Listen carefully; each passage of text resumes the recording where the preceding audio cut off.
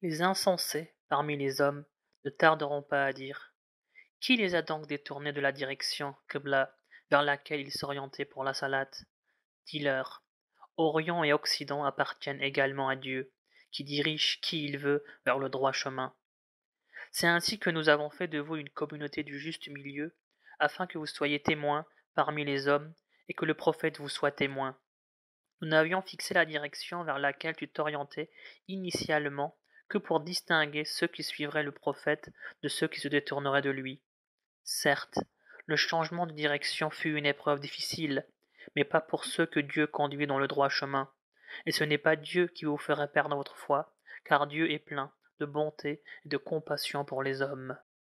Nous t'avons vu souvent interroger le ciel du regard.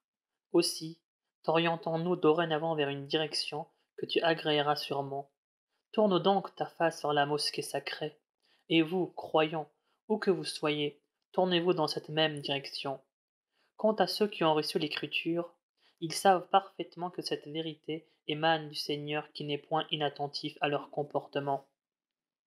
Quelles que soient les épreuves que tu fourniras à ceux qui ont reçu l'Écriture, ils n'adopteront pas ton orientation comme là, pas plus que toi tu n'adopteras la leur. D'ailleurs, aucun d'eux-mêmes n'est disposé à adopter celle de l'autre.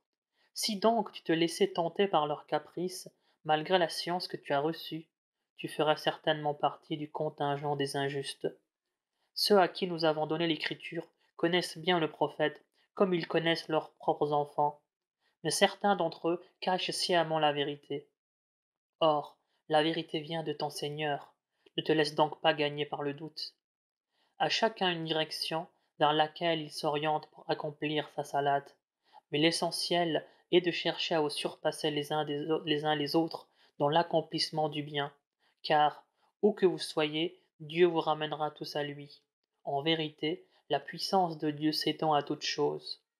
De quelque lieu que tu sortes, oriente-toi vers la mosquée sacrée. Là est la vérité venue de Dieu, qui n'est point inattentive à ce que vous faites.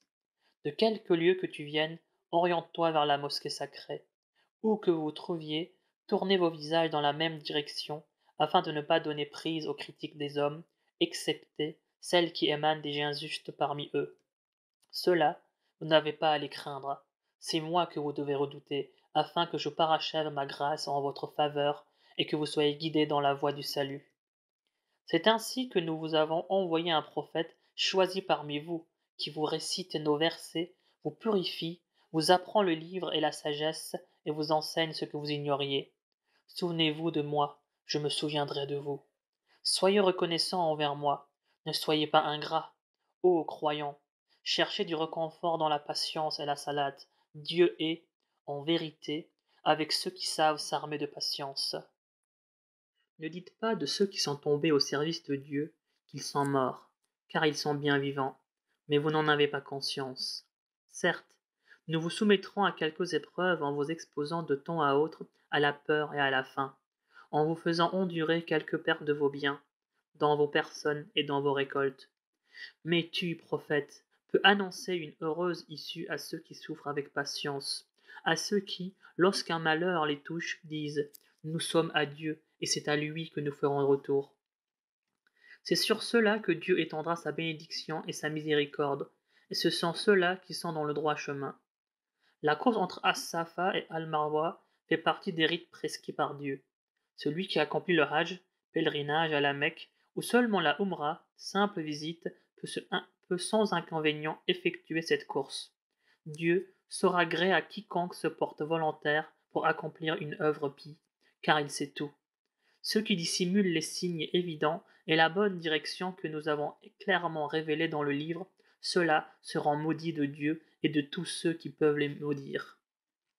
À l'exception de ceux qui se repentent, s'amendent, divulguent la vérité. À ceux-là, j'accorderai mon pardon, car je suis plein de clémence et de compassion. Les négateurs qui vivent et meurent en tant que tels encourront à la fois la malédiction des dieux, celle des anges et celle de tous les hommes. Et cette malédiction les poursuivra éternellement, sans que leur tourment puisse jamais connaître ni répit, ni allègement. Votre Dieu est unique. Il n'y a d'autre divinité que lui. Il est le Dieu de la bonté et de la miséricorde. Dans la création des cieux et de la terre, dans l'alternance de la nuit et du jour, dans les vaisseaux qui sillonnent la mer chargés de tout ce qui peut être utile aux hommes, dans l'eau que Dieu précipite du ciel pour vivifier la terre, après sa mort, et dans laquelle tant d'êtres vivants pullulent, dans le régime des vents, et dans les nuages astreints à évoluer entre ciel et terre, dans tout cela, n'y a-t-il pas autant de signes éclatants pour ceux qui savent réfléchir? Il est des hommes qui prennent en dehors de Dieu des associés qu'ils se mettent à aimer à l'égal de Dieu lui-même. Mais ce sont les croyants qui voient Dieu le plus grand amour. Ah, si les injustes pouvaient entrevoir le supplice qui les attend, ils verraient alors que la puissance entière appartient à Dieu seul, et que Dieu, quand il sévit, le fait toujours avec rigueur.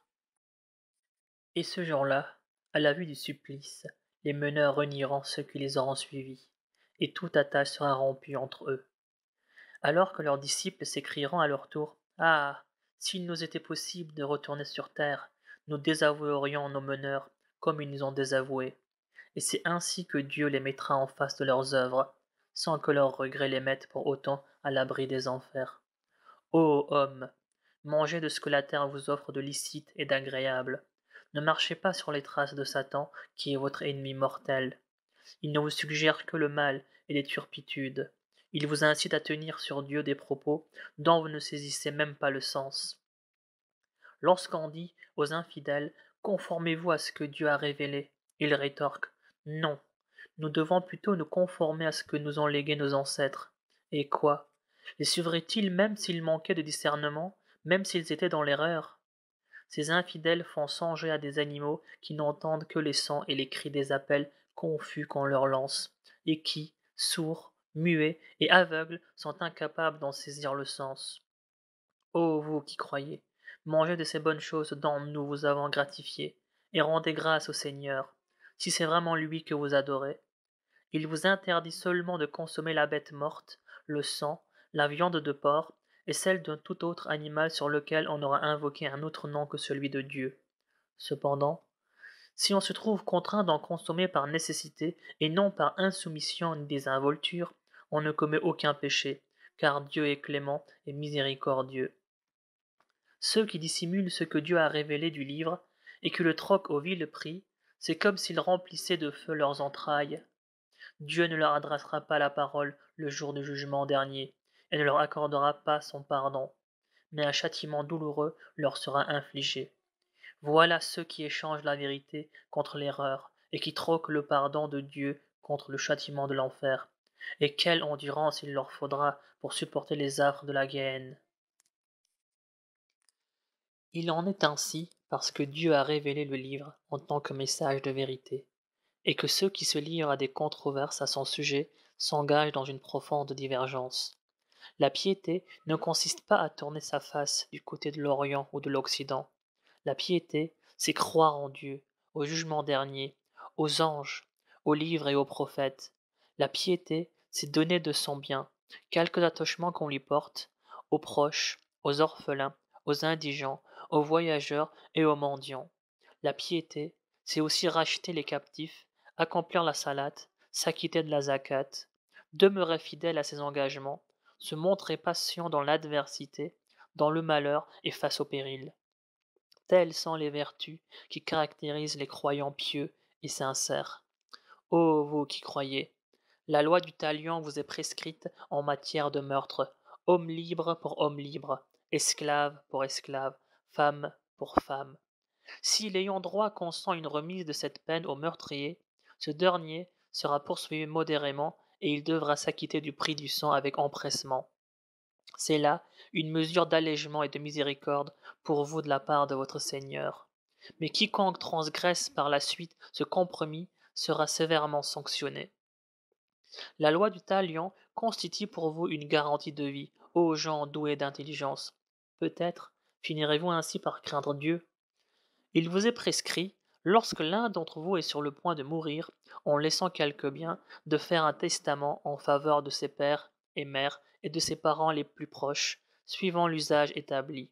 C'est un devoir pour ceux qui craignent le Seigneur. Ceux qui dénaturent les dispositions d'un testament après en avoir pris connaissance commettent un délit dont ils sont seuls à supporter les conséquences. Car Dieu sait tout et entend tout. Celui qui, craignant une partialité ou une inégalité de la part du testateur, fait accepter un compromis par les parties intéressées, ne commet aucun péché, car Dieu est clément et miséricordieux. Ô croyants, le jeûne vous est prescrit, comme il a été prescrit au peuple qui vous ont précédé, afin que vous manifestiez votre piété. Ce jeûne devra être observé pendant un nombre de jours bien déterminé. Celui d'entre vous qui, malade ou en voyage, aurait été empêché de l'observer, devra jeûner plus tard un nombre de jours équivalent à celui des jours de rupture. Mais ceux qui ne peuvent le supporter qu'avec grande difficulté devront assumer, à titre de compensation, la nourriture d'un pauvre pour chaque jour de jeûne non observé. Le mérite de celui qui en nourrira davantage ne sera que plus grand. Mais savez-vous qu'il est préférable pour vous de jeûner? Le mois de Ramadan est celui au cours duquel le Coran a été révélé pour guider les hommes dans la bonne direction et leur permettre de distinguer la vérité de l'erreur. Quiconque parmi vous aura pris connaissance de ce mois devra commencer le jeûne. Celui d'entre vous qui, malade ou en voyage, aurait été empêché de le faire, devra jeûner plus tard un nombre de jours égal à celui des jours de jeûne non observés. Dieu tient ainsi à vous faciliter l'accomplissement de vos devoirs religieux, et non à vous le rendre difficile. Achevez donc la période du jeûne et louez Dieu pour vous avoir guidé afin de lui prouver votre reconnaissance. Si mes serviteurs t'interrogent à mon sujet, qu'ils sachent que je suis tout près d'eux, toujours disposé à exaucer les vœux de celui qui m'invoque, qu'ils répondent donc à mon appel et qu'ils aient foi en moi, afin qu'ils soient guidés vers la voie du salut. Il vous est permis, la nuit qui suit une journée de jeûne, d'avoir des rapports avec vos épouses, qui sont un vêtement pour vous autant que vous l'êtes pour elles. Dieu sait que vous vous êtes clandestinement livrés à de tels rapports, mais il ne vous en tient pas rigueur et vous accorde son pardon. Désormais, vous pouvez cohabiter avec vos femmes en vous tenant à ce que Dieu vous prescrit. Mangez et buvez jusqu'au moment où vous pourrez distinguer un fil blanc d'un fil noir à la pointe de l'aube. À partir de cet instant, observez une abstinence totale jusqu'à la tombée de la nuit. N'ayez aucun rapport avec vos femmes durant votre retraite spirituelle dans les mosquées. Telles sont les limites que Dieu vous impose. Ne les transgressez pas. C'est ainsi que Dieu explique clairement ces versets aux hommes afin qu'ils le craignent. Ne vous dépouillez pas injustement les uns les autres de vos biens. Ne les offrez pas non plus aux juges dans l'espoir de vous accaparer illégalement et en toute connaissance de cause d'une partie des biens appartenant à autrui.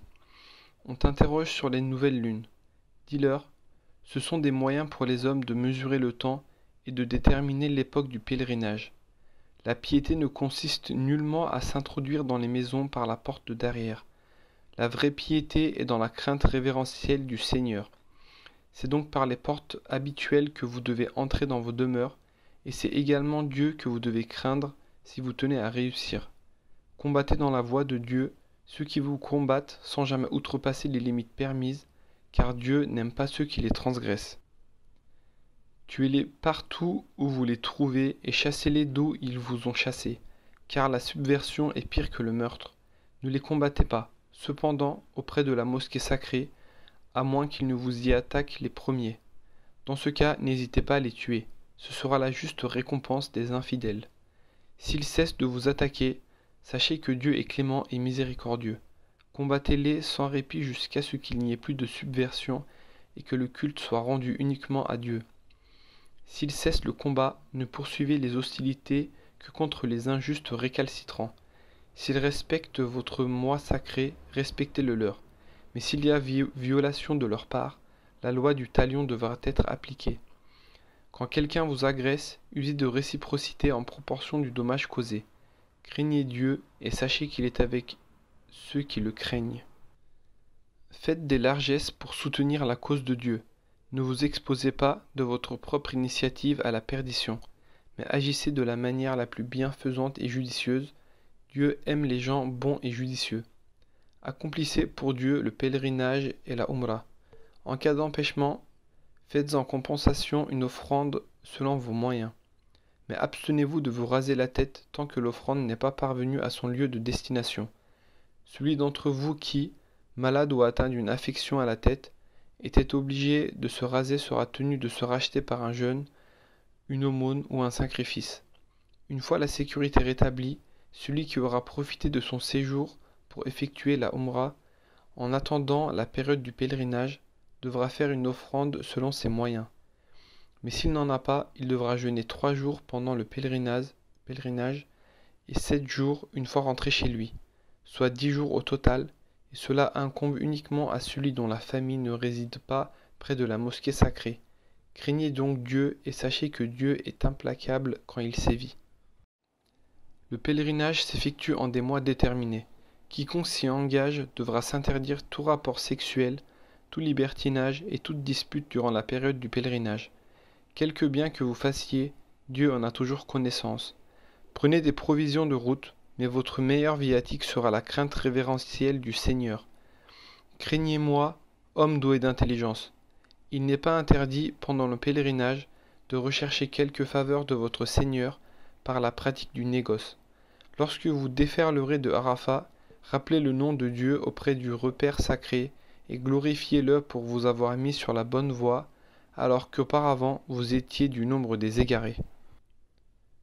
Après quoi, déferlez par où s'effectuent les processions et demandez pardon à Dieu, car Dieu est clément et miséricordieux. Une fois ces rites terminés, invoquez Dieu comme vous invoquez d'habitude vos pères, mais avec une ferveur plus vive encore. Mais il est certaines personnes qui disent seulement « Seigneur, accorde-nous une belle part dans ce monde ». Ceux-là n'auront aucune part dans la vie future. Et il en est d'autres qui disent « Seigneur, accorde-nous une belle part dans ce monde et une belle part dans la vie future, et préserve-nous des tourments de l'enfer. Ceux-là auront une part conforme à ce qu'ils ont mérité, et Dieu est prompt dans ses comptes. Invoquez Dieu pendant les jours fixés. Mais celui qui en réduit le nombre à 2 jours ne commet point de péché. Pas plus que celui qui retarde son départ, à condition qu'il fasse preuve de piété. Craignez donc Dieu et sachez que c'est vers lui que vous serez rassemblés. Il est des gens qui te charment par les propos qu'ils tiennent sur la vie de ce bas monde, allant jusqu'à prendre Dieu à témoin de la pureté de leurs sentiments, alors qu'ils sont au fond les plus irréductibles des chicaneurs. Car, dès qu'ils te tournent le dos, ils s'empressent de semer le désordre sur la terre, saccageant les récoltes et bétails. Dieu n'aime pas les semeurs de désordre, et lorsqu'on leur dit « craignez Dieu », leur arrogance pécheresse ne connaît plus de limite. Ainsi, l'enfer aura-t-il raison d'eux, et quelle affreuse demeure. Mais il en est d'autres qui se sacrifient pour être agréés par Dieu, et Dieu est plein de bonté pour ses serviteurs. Ô croyants, rangez-vous tous sous la bannière de l'islam, gardez-vous de suivre les traces de Satan. Il est pour vous un ennemi déclaré. Et si malgré les preuves évidentes qui vous sont parvenues, vous cédez à la tentation, sachez que Dieu est puissant et sage. Qu'attendent ces infidèles? Peut-être s'attendent-ils à voir venir vers eux Dieu et ses anges, à l'ombre des nuages, et que leur sort soit ainsi réglé? Mais c'est à Dieu que tout sera ramené. Demande aux fils d'Israël, combien de preuves éclatantes ne leur avons-nous pas données? Mais celui qui dénature les bienfaits que Dieu lui a accordés doit savoir que Dieu est terrible quand il sévit. La vie d'ici-bas exerce sur les négateurs un tel attrait qu'ils se permettent de se moquer des croyants. Mais ceux qui craignent Dieu seront placés bien plus haut que ces négateurs le jour du jugement dernier, car Dieu dispense ses bienfaits à qui il veut, sans compter. Les hommes ne formaient à l'origine qu'une seule communauté. Dieu leur envoya les prophètes pour annoncer la bonne nouvelle et lancer un avertissement, de même qu'il a fait descendre avec eux le livre renfermant la vérité, afin d'arbitrer les différends qui opposent les hommes. Or ce sont ceux-là même qui avaient reçu le message qui entrèrent en désaccord à son sujet, en dépit des preuves évidentes qui leur furent apportées, et ce, par pur esprit de rivalité. Puis Dieu, dans sa sollicitude, voulut bien guider les croyants vers cette part de vérité sur laquelle justement les autres disputaient, car Dieu dirige qui il veut dans le droit chemin. Espérez-vous accéder au paradis sans avoir été éprouvés comme l'ont été ceux qui vous ont précédés? Ils ont connu des malheurs et des calamités. Ils ont été secoués par l'adversité, au point que leurs prophètes et ceux qui le suivaient en vinrent à se demander: à quand donc le secours du Seigneur? Certes, le secours de Dieu est toujours proche. Il te demande à qui il faut porter aide. Dis-leur que votre aide aille à vos pères et mères, à vos proches, aux orphelins, aux pauvres et aux voyageurs démunis, car quelque bien que vous fassiez, Dieu en est parfaitement informé. Il vous est prescrit de combattre, et cette prescription, vous l'avez en horreur. Mais il se peut que vous ayez de l'aversion pour une chose qui constitue pourtant un bien pour vous, et il se peut que vous chérissiez une autre alors qu'elle constitue un mal pour vous. Dieu le sait, mais vous, vous ne le savez pas. Il t'interroge aussi sur le mois sacré, et s'il y est permis de combattre.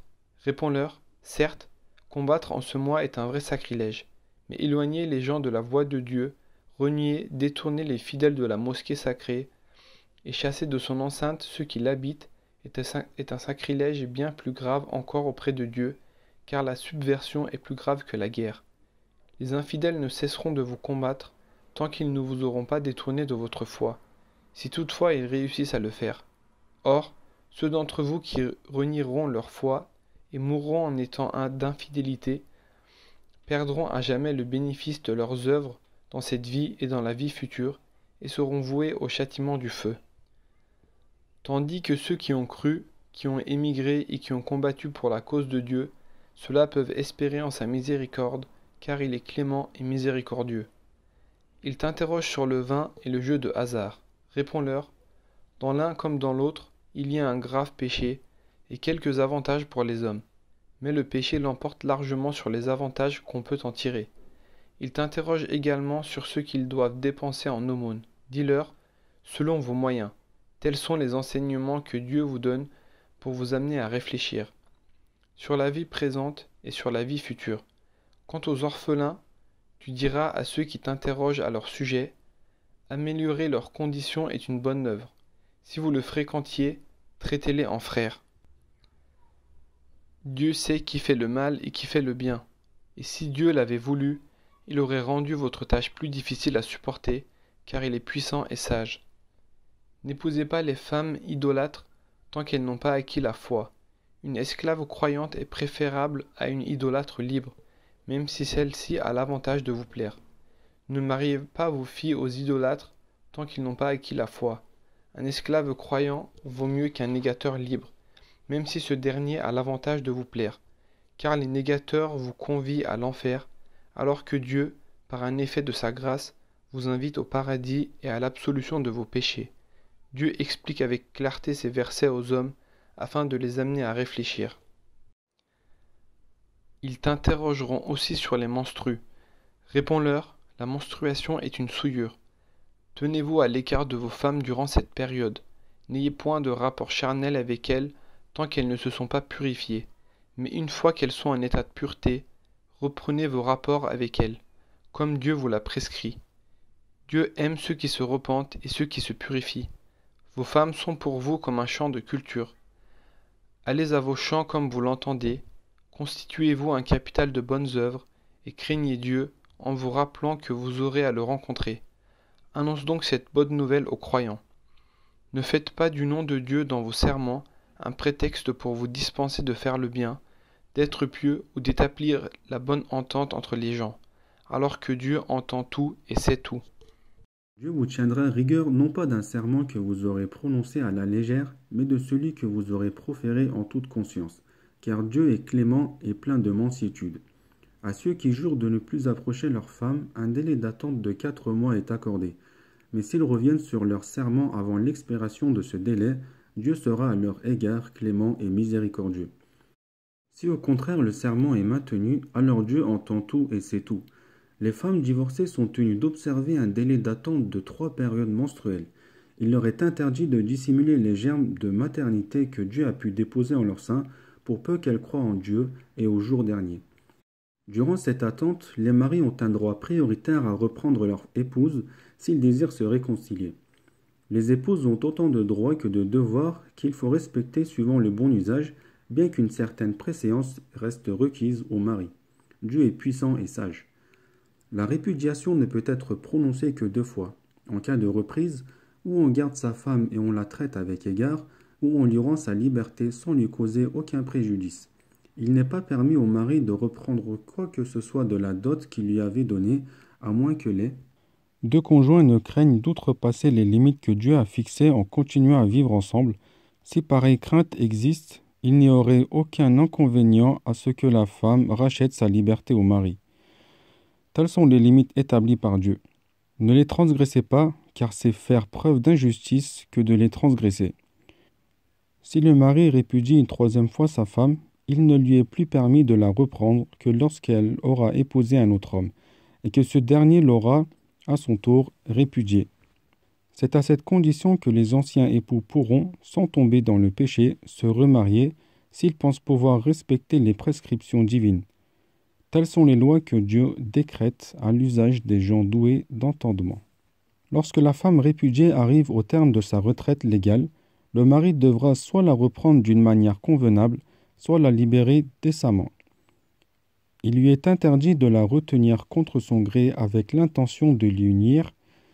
Agir ainsi, c'est se faire tort à soi-même. Ne prenez pas à la légère les enseignements de Dieu, mais rappelez-vous plutôt les bienfaits dont il vous a comblé, ainsi que le livre et la sagesse qu'il vous a révélée pour vous exhorter. Craignez Dieu, sachez qu'il connaît tout. Lorsque la femme que vous avez répudiée a accompli sa retraite, ne l'empêchez pas de revenir à son ex-mari si tous les deux l'ont honnêtement décidé. Ce conseil s'adresse à ceux d'entre vous qui croient en Dieu et au jour dernier. Cela est plus sain et plus honnête pour vous, car Dieu seul sait ce qui vous convient, et vous ne le savez pas. Les mères qui veulent parfaire l'allaitement de leur bébé les allaiteront 2 années entières. Le père de l'enfant est tenu de pourvoir à la nourriture et à l'habillement de la mère d'une manière convenable, mais à l'impossible nul n'est tenu. Et un enfant ne doit pas être une source d'ennui pour la mère ni pour le père. La même obligation incombera, le cas échéant, aux héritiers du père. Si les parents décident d'un commun accord de sevrer leur enfant, cela n'implique aucun inconvénient. De même qu'aucune faute ne vous sera imputée si vous mettez votre enfant en nourrice, à condition que vous acquittez la rétribution convenue. Craignez Dieu et sachez qu'il voit parfaitement ce que vous faites. Les femmes qui ont perdu leur mari sont tenues d'observer une période de viduité de 4 mois et 10 jours. Passé ce délai, vous n'êtes plus responsable de la manière dont elles disposeront honnêtement d'elles-mêmes. Dieu est bien informé de ce que vous faites. Vous ne commettez aucun péché en faisant discrètement une proposition de mariage à l'une de ces veuves en période de viduité ou en nourrissant simplement l'espoir de le faire. Il n'échappe pas à Dieu qu'une telle pensée peut vous effleurer l'esprit. Mais ne vous liez pas à elles par des promesses secrètes et ne leur tenez pas des propos malhonnêtes. Ne concluez donc le mariage qu'à l'expiration d'un délai imparti. Sachez que Dieu connaît toutes vos pensées. Craignez-le et n'oubliez pas qu'il est clément et miséricordieux. Aucun greffe ne vous sera fait si vous répudiez une femme avec laquelle vous n'aurez pas cohabité et avec laquelle vous n'aurez pas fixé de dot. Faites-lui cependant à titre de consolation et de la manière la plus convenable, un présent dont l'importance variera selon que vous serez riche ou pauvre. C'est là une obligation pour les gens disposés à faire le bien. Si vous répudiez une femme sans avoir consommé le mariage, mais après avoir fixé la dot, la moitié de celle-ci devra lui être versée, à moins qu'elle n'en fasse remise elle-même ou son représentant. Mais il est méritoire de se montrer conciliant de part et d'autre. N'oubliez pas d'user de bonté et de générosité les uns envers les autres, car rien de ce que vous faites n'échappera au Seigneur. Soyez assidus aux prières, notamment à la prière médiane, et que le culte que vous rendez au Seigneur soit observé avec humilité. En cas de danger, il vous est permis d'accomplir vos prières en marchant ou en étant sur le dos de vos montures. Dès que la sécurité est établie, reprenez votre prière comme Dieu vous l'a enseigné lorsque vous ne le saviez pas encore. Il est recommandé à ceux d'entre vous qui sont mariés d'assurer, avant de mourir, à leur femme, par testament, leur entretien pendant 1 année au domicile conjugal, sans risque d'être expulsés. Mais si elles le quittent de leur propre gré, alors aucun reproche ne vous sera fait pour la manière dont elles disposeront honnêtement d'elles-mêmes. Dieu est puissant et sage. Les femmes répudiées ont droit à un pécule convenable. Le leur assurer est un devoir pour ceux qui craignent le Seigneur. C'est ainsi que Dieu vous expose clairement ces signes. Peut-être saurez-vous y réfléchir. Considère le cas de ceux qui, par milliers, furent contraints de fuir leur foyer par crainte de la mort, et auxquels Dieu a dit « Mourez donc ». Puis il les rappela à la vie, car Dieu est plein de bonté pour les hommes, mais la plupart d'entre eux ne reconnaissent pas ses bienfaits. Combattez donc pour la cause de Dieu, et sachez que Dieu entend tout et sait tout. Quiconque consent à faire un prêt gratuit à Dieu, Dieu lui le rendra au décuple, car c'est lui qui décrète l'abondance ou la parcimonie, et c'est vers lui que se fera votre retour. Connais-tu l'histoire de ces nobles Israélites qui allèrent trouver, après la mort de Moïse, un de leurs prophètes pour lui dire « Désigne-nous un roi sous les ordres duquel nous irons combattre pour la cause de Dieu. N'est-il pas à craindre, leur dit le prophète, que vous refusiez de combattre si l'ordre de le faire vous était donné? Et pourquoi ne combattrions-nous pas pour la cause de Dieu? Répliquèrent-ils. Nous qui avons été chassés de nos foyers et séparés de notre progéniture. Mais lorsque le combat leur fut prescrit, ils tournèrent tous le dos à l'ennemi, à l'exception d'une poignée d'entre eux. Dieu connaît bien les pervers. Leur prophète leur dit, « Dieu vous envoie Saül comme roi. » Ils s'écrièrent alors, « Comment pourrait-il régner sur nous? Nous avons plus de droits que lui au trône, et il n'a même pas l'avantage de la fortune. » Le prophète répondit, « Dieu l'a choisi de préférence à vous tous, et il l'a favorisé en science et en force physique, car Dieu donne le pouvoir à qui il veut. Il est omniprésent et omniscient. » Et leur prophète ajouta, « Le signe de son investiture sera le retour du réplicaire qui sera porté par les anges et contiendra, en guise de réconfort de la part de votre Seigneur, des répliques de la famille de Moïse et de la famille d'Aaron.